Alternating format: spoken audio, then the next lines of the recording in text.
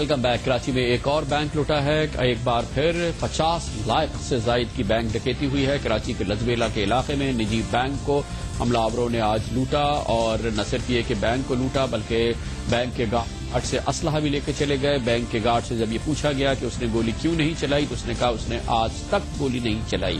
یہ ہے پاکستان کے سب سے بڑے شہر میں جو بینک سیکیورٹی فرمز جو بینک گارڈز کے فراہم کرتی ہے، ان کا یہ حال ہے۔ بینکوں کا یہ حال ہے کہ وہ یہ نہیں پوچھتے کہ جو گارڈ انہوں نے باہر رکھا ہے اس نے کبھی بندوق چلائی بھی ہے یا نہیں چلائی ہے، پرواہ نہیں ہے، کیونکہ بینک یہ سمجھتے ہیں کہ لوٹی ہوئی رقم وہ انشورنس کے ذریعے حاصل کر لیتے ہیں۔ نہ سیکیورٹی کا مربوط انتظام ہے، اور دوسری طرف پولیس تو اس سے امید نہیں ہوتی کہ وہ اس قسم کے واقعات میں یا کراچی کے روزانہ کے ہونے والے اسٹریٹ کرائمز کے حوالے سے کراچی کے شہریوں کی کوئی داد رسی کرے۔ ایک اور بڑی بینک ڈکیتی کراچی میں ہوئی ہے۔ حالیہ ہونے والی جو وارداتیں ہوئی ہیں، اس سال کی 19ویں بینک ڈکیتی ہے جو کراچی میں ہوئی ہے، اور اس سے پہلے کراچی کے مختلف علاقوں میں جو بینک ڈکیتیاں ہوئی ہیں اس میں یہ بات دیکھنے میں آئی کہ بینک ڈکیت خاص طور پہ سی سی ٹی وی فوٹیج اور اس کا سامان بھی اپنے ساتھ لے گئے۔ آج بھی یہ کوشش کی گئی لیکن آج شاید ڈاکو اس معاملے کامیاب نہیں ہوئے، اسی لیے ان کی فوٹیج بچ گئی ہے، ان کی پہچان بھی ہو رہی ہے اس سی سی ٹی وی فوٹیج میں۔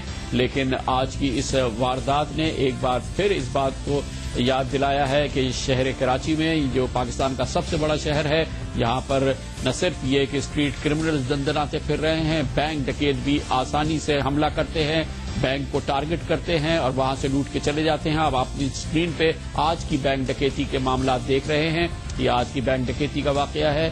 اس کے علاوہ جو اس قسم کے واقعات کی اس سے پہلے سی سی ٹی وی فوٹیج ملی ہے اس میں ڈاکوؤں کی گرفتاری ممکن نہیں ہو سکی ہے۔ آج کی اس واردات کے دوران ہی ایک یہ اطلاع آئی ہے کہ کراچی پولیس کے ایک خصوصی محکمے نے آج کراچی میں بینک ڈکیتیوں کے میں ملوث ایک گروہ کو گرفتار کیا ہے۔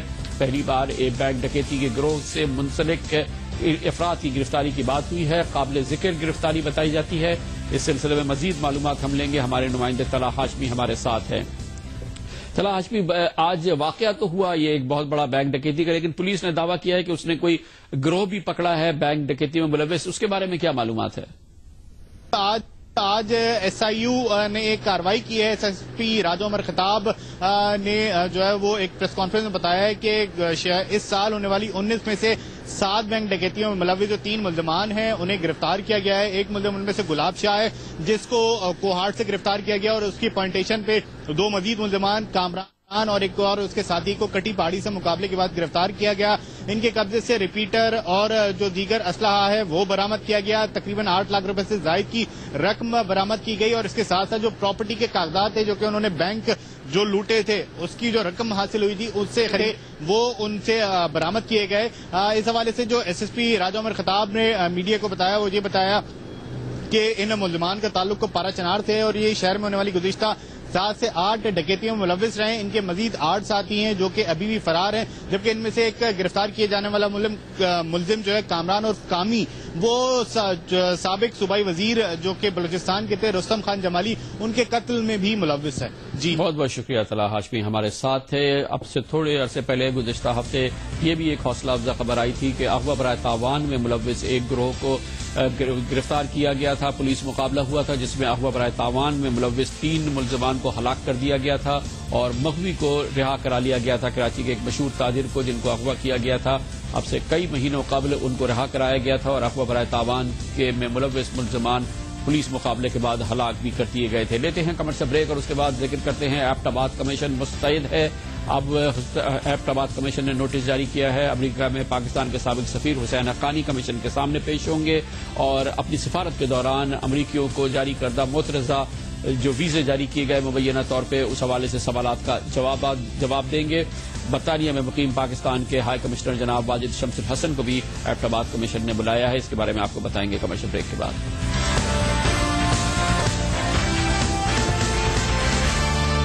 Welcome back. ایبٹ آباد کمیشن تحقیق کر رہا ہے 2 مئی کے واقعات کے حوالے سے، کس طرح سے واقعہ ہوا، اس کے پیچھے کیا غلطیاں ہوئی ہیں، کون لوگ اس کے ذمہ دار تھے۔ ایبٹ آباد کمیشن میں اس کی جانب سے اب اطلاع آئی ہے کہ 19 دسمبر کو ایبٹ آباد کمیشن میں امریکہ میں پاکستان کے سابق سفیر حسین حقانی پیش ہوں گے اور ان سے سوالات پوچھے جائیں گے ان مترجہ ویزوں کے بارے میں جو ان کی سفارتکاری کے دوران امریکہ سے جاری ہوئے امریکی فوجیوں کو اور امریکی CIA اہلکاروں کو۔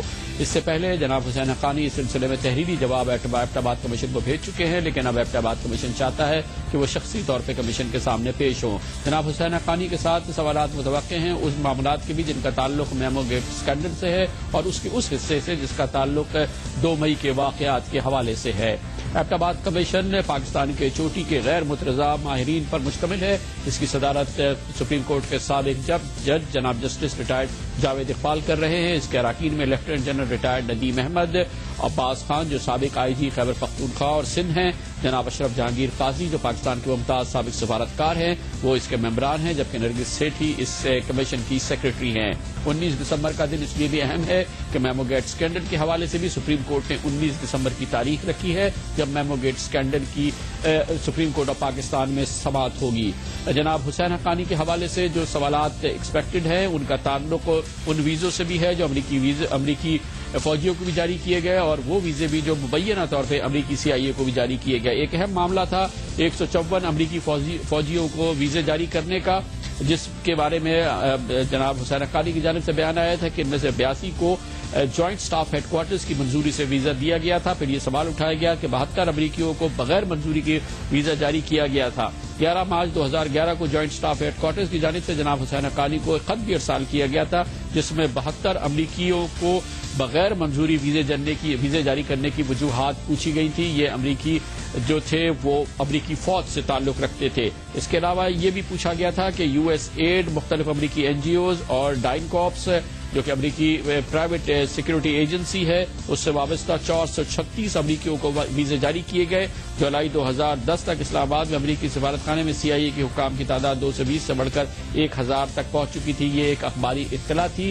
امریکیوں کو جو ویزے جاری کیے گئے اس کے بارے میں جناب حسین حقانی سے جو سوالات پوچھے گئے تھے اس کا وہ تحریری جواب دے چکے ہیں، اور جیسے کہ ہم نے بتایا کہ اب کمیشن نے مناسب سمجھا کہ انہیں شخصی طور پہ بلایا جائے اور ان سے اس بارے میں سوالات پوچھے جائیں اور ان معاملات سے بھی جن کا تعلق میمو گیٹ اسکینڈل کے ایبٹ آباد آپریشن کے حوالے سے ہے۔ اسی دوران ایبٹ آباد کمیشن نے برطانیہ میں پاکستان کے ہائی کمشنر جناب واجد شمس الحسن کو طلب کیا۔ اس سلسلے میں کل باقاعدہ اطلاع دی گئی تھی۔ جناب واجد شمس الحسن کا کہنا ہے کہ وہ کمیشن کے سامنے پیش ہوں گے، اگر انہیں شخصی طور پہ بلایا گیا تو وہ شخصی طور پہ پیش ہوں گے، اگر ان سے تحریری جواب طلب کیا گیا تو وہ ہر صورت میں تحریری جواب بھی دیں گے۔ جناب واجد الحسن نے کہا کہ کمیشن کی جو بھی ڈائریکٹیوز ہوگی وہ اس پہ پوری طور پہ عمل کرنے کا ارادہ رکھتے ہیں۔ انہوں نے یہ بھی کہا کہ ان کے جو ابتدائی انٹرویوز تھے مغربی میڈیا میں CNN اور دوسرے جو ادارے تھے ان کو ان پاکستانی حکومت کے اعلیٰ ترین بیانات سے جوڑ کے دیکھا جائے جو 2 مئی کے واقعات کے بعد سے دفتر خارجہ کی جانب سے وزیر اعظم کے آفس کی جانب سے جاری کیے گئے تھے، لیکن وہ ہر صورت میں کمیشن کے سامنے پیش ہو کر سوالات کا جواب ضرور دیں گے۔ یہ جناب واجد شمس الحسن نے اب سے تھوڑی دیر قبل ہمیں بتایا۔